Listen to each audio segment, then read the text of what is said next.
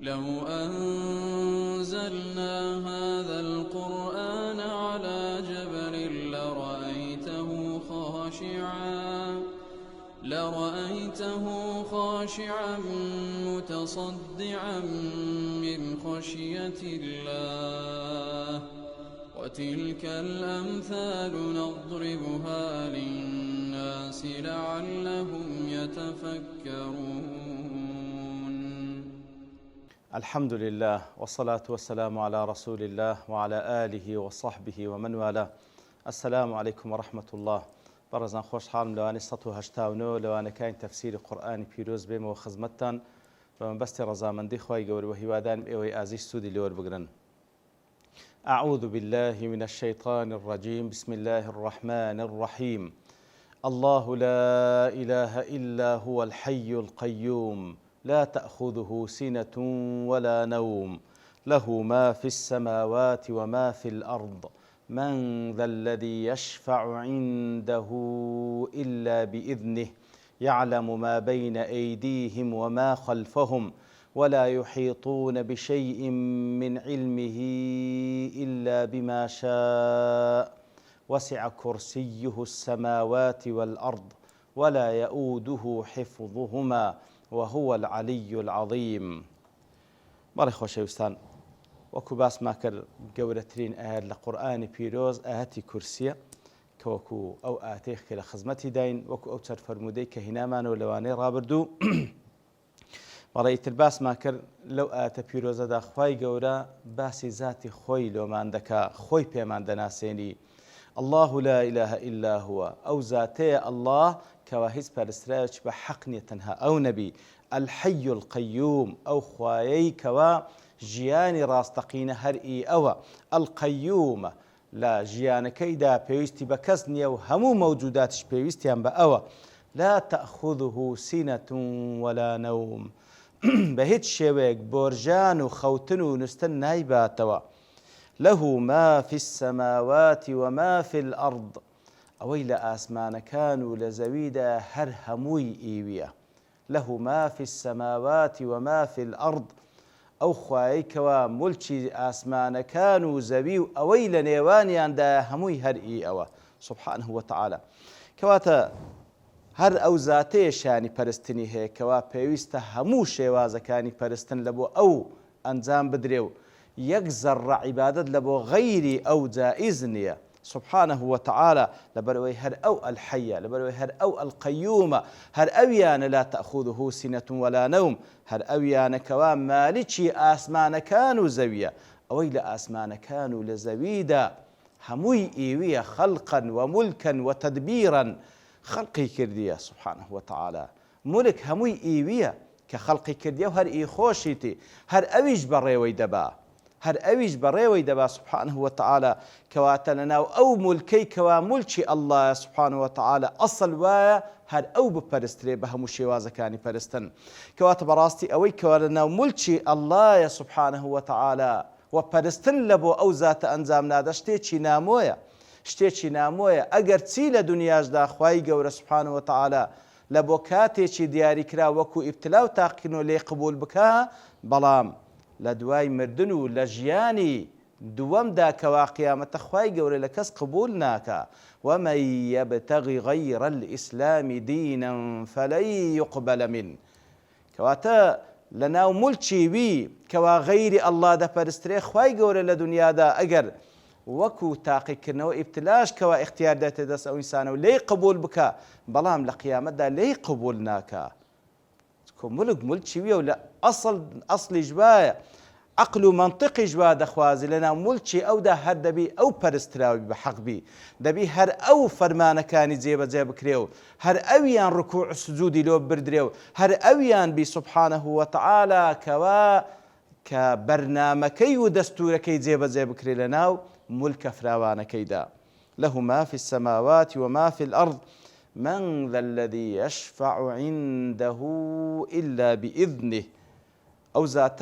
ذاتێکی هەندە عەظیمە. من ذا الذي يشفع عنده إلا بإذنه، چێ هەیە جورئەت بکا و بتوانی شەفاعەت بکا لای ئەو ئیلا مەگەر ئیزن بدا، إلا مەگەر ئیزن بدا کەواتەوە بەڵگەیە لەسەر عەظەمەتی الله سبحانه وتعالى وەکو هەمومان دەزانکەوە لە ڕۆژی قیامەتدا لەو ڕۆژە سەخت و ناخۆش و دوور و درێژەدا ئیتر خەڵکی هەمووی هانا لە بۆ پێغەمبەران دەینن عەلەیهیمو سڵات وەسەلام کەوا بپاڕێنەوە لە خوای گەورە سوبحانه وتعالى تاوەکو حیساب دەست پێ بکە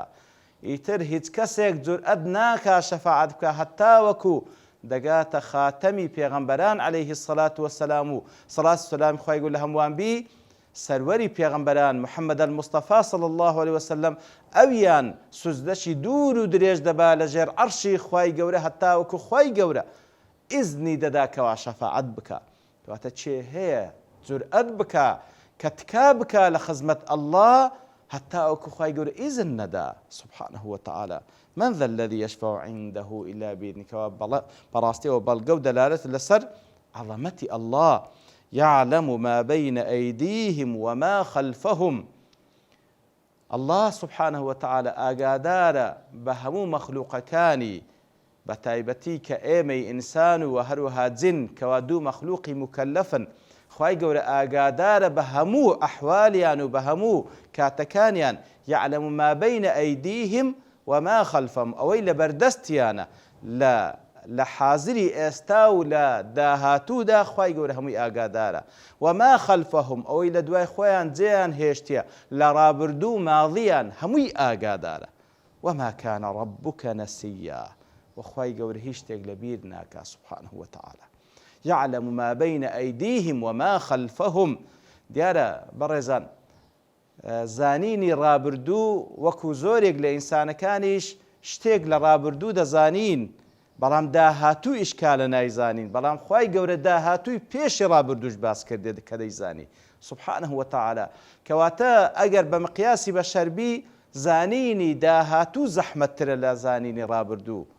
بەڵام لە بۆ خوای گەورە زەحمەت و ئاسان نیە هەر هەمووی وەکویەکە السر عنده كالعلانية وەکو زانان لە وەصفیدا دەفەرمون السر عنده كالعلانية کەواتە سر و نهێنی لای الله وەکو ئاشکرا و وەکو شتەکانێکەوە بە ئاشکرا ئەنجام دەدرێت ئیتر خوای گەورە ئاگادارە بە ما بين أيديهم ئەوەی لە بەردەستیانەوە واتە ئەوەی کەوا حازر ڕوودەدا و ئەوەی لە داهاتوو دێ کوو ڕوودەدا خوای گەورە هەمووی دەزانی وما خلفهم ئەوەی لە دوای خۆیان بەجێیان هێشتە لە ڕابردوو ماڵی هەمووی دەزانی سبحانه وتعالى کەس بەڕاستی ئەو صفاتانەی الله سبحانه وتعالى کەوا قەناعەت و یەقینمان پێدەین کە هەر ئەو زاتەیە شایانی پەرستنی هەیە يعلم ما بين أيديهم وما خلفهم ولا يحيطون بشيء من علمه إلا بما شاء ئیتر خوای گەورە سبحانه وتعالى کاتێکەوە علمی هەیە کاتێکەوە علمی بە هەموو شتێک هەیە وەکو لێرە بەشێک لە علمەکەی کە باس کرد کە ئاگادارە بەوەی لە داهاتوو دێ ئاگادارە بەوەی لە ڕابردوو ڕوویدایە وەکو زانان دەفەرمون هەتا ئەوەی کە ڕووی نەدایە ئەگەر ڕووی بدا با خوای گەورە دەزانی کو ڕووی دەدا سبحانه وتعالى وعنده مفاتح الغيب لا يعلمها إلا هو ويعلم ما في البر والبحر وما تسقط من ورقة إلا يعلمها ولا رطب ولا يابس إلا في كتاب مبين خوای گەورە هەموو شتێک ئاگادار گەڵایەک لە دارێک بەرنابیتەوە ئیلا خوای گەورە ئاگادارە سبحانه وتعالى لەو هەموو ملیۆن و ئەو هەموو ژمارە گەورەی ئەو داروبارێکەوە لەسەر ڕووی زەوی هەیە هەرێک لەوانە چەند گەڵا و پەلچی پێوەیە یەک لەو پەلکانش بەرنابێتەوە ئیلا بە عیلمی خوای گەورە نەبی سبحانه وتعالى کەواتە ئەو عیلمەی کە هەیتی لەو علمی موجودات لە علمی غەیبیات لە علمی ڕابردوو لە علمی داهاتوو مەخلووقین ئیحاتە بە علمی خوای گەورە ناکەن واتە ئیحاتەکردن واتە چاردەوری بگرن واتە شارەزا نابن لە علمی خوای گەورە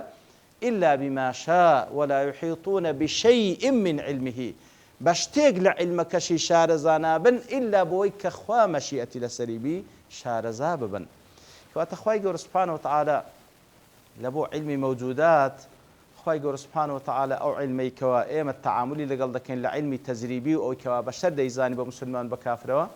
ئەوەشیان بە ئیزنی خوایە خوای گەورە کلیلی دانا لە بۆ زانینی معرفەت و لە بۆ زانین معرفەتی ئەو شتانی کە ئێمە تەعاملی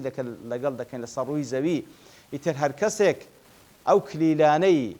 دەست پێ بکە و هاخۆ دەست بەو کلیلانەوە بگری و لە ڕێگای خۆی بچتە ژوورێ ئەوە خوای گەورە ئیزنی لەسرە کەمێک لەو شتانە بزانی بەڵام لەگەڵ ئەوەش وما ئوتیتم من العلم إلا قليلا بەڕاستی ئەوەی کەوا لە عیلم وەرتان گرتێ هەرچەندە لە قیمەش بن مقارنەتەن بە عیلمی خوای گەورە هەر قەلیل و شتێکی کەمە ئیتر ئیحاتە بە هیچ شتێک ناکەن شارەزا نابن لە هیچ شتێک لە عیلمی ئەڵڵا إلا ئەوەی کە خوا مەشیئەتی لەسەرش لێی شارەزا بن إلا ئەوەی کە خوا مەشیئەتی لەسەر لێی شارەز کەواتە خوای گەورە حدودێکی دانایە لە بۆ هەموو شتێک بەشەر هەتا ئەو حەدەی دەزانی لەوەی زیاتر نازانی بە تایبەتی لە بابەتی غەیبیات إلا ئەوەی کە خوا سبحانه وتعالى بە مەشیئەتی خۆی بە پێغەمبەرانی ڕاگەیاندی عەلەیهیم الصلاة والسلام بە هەندێک لە مەلایکەتەکانی ڕاگەیاندی هەر ئەوەندە دەزان و زیاتر نا ولا يحيطون بشيء من علمه إلا بما شاء کەواتە خوای گەورە ئاگادارە بە هەموو شتی مەخلوقاتەکانی بەڵام مەخلوقین هیچ کەسێک شارەزا نابی بە شتێک لە عیلمی خوای گەورە سبحانه وتعالى إلا ئەوەی کە خوا مەشیئەتی لەسەرە قل لو كان البحر مدادا لكلمات ربي لنفد البحر قبل أن تنفد كلمات ربي ولو جئنا بمثله مددا سبحان الله كواتا أجر بيتو آبي همو بحر محيطات كان ببت مركبو علمي خواي قوري بيبنو سريتوا أوجا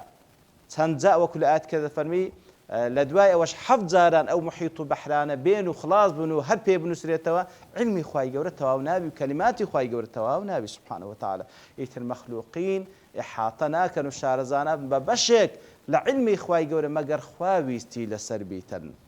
إلا بما شاء وسع كرسيه السماوات والأرض كرسي الله سبحانه وتعالى وسع وتا فراوانيكي وقوريكي هندي قوري آسمان كانوا زوية كواتا كرسي الله سبحانه وتعالى فراوانيكي فراوان ترى لآسمان كانوا زوي ولوانز فراوان ترى زو كرسي دیارێک لەو شتانەیەکەوە غەیبیاتە بەنسبەت ئێمە غەیبیاتە بەنسبەت ئێمە لێ هەندێک دەزانان بە عیلمی خوای گەورەیان لێکداتەوە یاخود بە هەر شێوەیەک بەڵام ئەوەی کەوە معلومە لای ئەهلی سەلەف ئەوەیەکەوە کورسی مەوضع قەدەمەی ڕەبی وەکو ئیبن عەباس خوای گەورە لە خۆی لە بابی ڕازی بیتن کە وەکو زانایان دەفەرمون بە تەئکید ئەویشیان دیارە لە پێغەمبەری بیستێ صلی الله عليه وسلم خوای گەورە عەرشی هەیە عەرشێک کە لائق بە خۆی سبحانه وتعالى گەورەترین مەخلوق لە مەخلوقاتی خوای گەورە عەرشی خوایە سبحانه وتعالى و هەروەها لە دوایوی کورسی دێ کورسی ئیبن عەباس خوای گەورە لە خۆی لە بابی ڕازی بیتن دەفەرمێ مەوضع قەدەمەی ڕەبی سبحانه وتعالى واتە جێگای پێیەکانی الله سبحانه وتعالى کەوا پێ عینی لە حەدیثی صحیحدا باڵێن وەصفی خوای گەورە دەکرێت بۆی کەوا پێی هەیە وەکو خوای وەکو پێغەمبەر صلی الله علیه و سلم دەفەرمیتن کە دیار هەر شتێک کە ئیثبات بکەین لە بۆ خوا لە خلال قورئان لە خلال سنت دەبی بڵێن ئەوەی کەوا لائقە بە خوا کەواتە کە دەڵێن پێی هەیە سبحانه وتعالى لائق بە خۆی نەوەک بیشوبهێن بە مەخلوقات والعیاذ بالله تثبیتی دەکەین ئیثباتی دەکەین وەکو خوا سبحانه وتعالى وەکو پێغەمبەرەکەی صلی الله علیه و سلم هەر شتێک لە بۆ خۆی ئیثبات دەکە ئیتر کورسی جێگای پێیەکانی ئەڵڵایە سبحانه وتعالى ئەو کورسیە چەندە وەسع کورسیه السماوات والأرض بەس کورسیەکەی هەموو ئاسمانەکان و زەوی بەقەدەر ئەوان فراوانە وەکو لە حەدیثێکی صحیحشدا کەوا لە صحیح ابن حبان دا هەتە ئەبی ذەری غیفاری دەجێڕتەوە خوای لە ڕازی دەفەرمی قلت يا رسول الله أي آية نزلت عليك أفضل يا رسول الله چه آيەتێک دابەزیە لە بۆ تو گەورەترین ئاەت بی فرموي آية الكرسي آية كرسي ما السماوات السبع في الكرسي إلا كحلقة في أرض فلات همو آسمان كان هر حفت آسمان كان نسبة بكرسي وكو حلقيك لصحراء شفراوان فريد رابيتا وفضل العرش على الكرسي كفضل تلك الفلات على تلك الحلقة وقوري عرشيش لسر قوري كرسي وكو عيني قوري أو صحراء لسر أو حلقيك كواتا همو آسمان كان نسبة بكرسي وكو حلقيك بفريد رابي الله صحرايك أو ذا كرسيش بنسبة عرشي خواي قوري سبحانه وتعالى عيني وكو حلقيك لصحرايك أو مخلوقات الله سبحانه وتعالى، فكيف بالله سبحانه وتعالى؟ تعظيمك كو إنسان زور أدك بأمر أو ذات عظيم بك سبحانه وتعالى. وسع كرسيه السماوات والأرض ولا يؤوده حفظهما. ولا يؤوده حفظهما كواتا زحمد نية لبو خواي قوركوا آسمان كانوا زي بفارزي، زحمد نية شاق نية مشقتي تيدانية لبو خوا سبحانه وتعالى كوا آسمان كانوا زي بفارزي. أقد تنها كرسيكي وسع كرسيه السماوات والأرض وكو بيغم صلى الله عليه وسلم باسكر كوا سند عظيم بي دي حفظ كردنو باراستني آسمان كانوا زوي لبو خواي قور زحمد نية بەڵگەی ئەوەش فعلا ئەو هەموو ساڵەیە خوای گەورە ئاسمان کان زەوی دروست کردی، خوای گەورە پارێزگاریان لێ دەکات سبحانه وتعالى. ولا يؤوده حفظهما، پارێزگاریان لێ دەکات و پێیان ئاگادارە. وهو العلي العظيم، هەر ئەو زاتەشە العلي، العلي علو الذات، علو القدر، علو القهر، وەکو زانان دەفەن علوی ذات، ذاتی خۆی عالیە بەرزە لەبەرەوەی ئیستیوا لەسەر عەرشی خۆی کردی لەسەر حەفت ئاسمانەکان، ئیستیوایەکە لائقە بە خۆی سبحانه وتعالى. علوی ذات، علوی قدر، وهروە لە قدر و قیمەتدا عالیە و بەرزە. علوی قدر، علوی قهر، وعلوی قهریشی هەیە واتە لە قەهر و لە قودرەت و لە توانا و لە دەسەڵات أو فري علو صلاته سبحانه وتعالى. العظيم العظيم واتا خواي قورة عظمته وكزانان دفرمون لعظمته خواي قورة وياخذ لباسي عظمته خواي قورة هموش تيك نسبة بخوا حقيرة وقسكية لبرو خواي قورة العظيم سبحانه وتعالى. يتر هر أو خواي وهر أو ذاته أو الله كوصف خوي ذاك لسرة الله لا إله إلا هو الحي القيوم، يتر بيدا دي لوصف خوي أو الله أو ذاتيش يعني پرستنی هيكوا لآسمان كانوا لزوي همو پرستنيك تنها لبو أو ذاتا أنزام بدري. سبحان ربك رب العزة عما يصفون وسلام على المرسلين والحمد لله رب العالمين. لو أنزلنا هذا القرآن على جبل لرأيته خاشعا متصدعا من خشية الله وتلك الأمثال نضربها للناس لعلهم يتفكرون.